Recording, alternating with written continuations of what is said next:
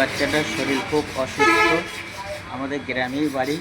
আপনারা যে যা পারেন কিছু কিছু সাহায্য করেন। বাচ্চাটার মা কি বলছে আপনারা একটু শুনুন। আসসালামাইকুম রহমতুল্লাহি বারাকাতু। আমার নাম তুহিনা খাতুন। আমার বাচ্চার নাম আহিরুদ্দিন মণ্ডল।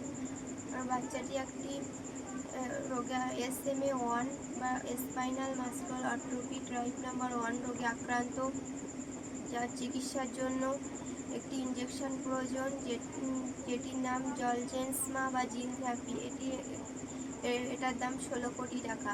তাই আপনারা সবাই যদি একটু সহযোগিতা করেন তাহলে আর 5টা বাচ্চার মতো আমার বাচ্চা একটি সুস্থ স্বাভাবিক জীবন নিয়ে বাঁচতে পারবে। প্রথমে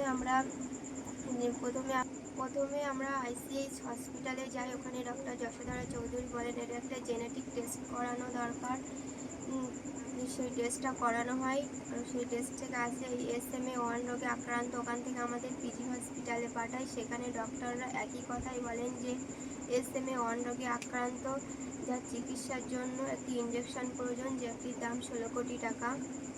তাই আমাদের এই ব্যয়বহুল চিকিৎসা, যেটা আমাদের একার পক্ষে সম্ভব নয়।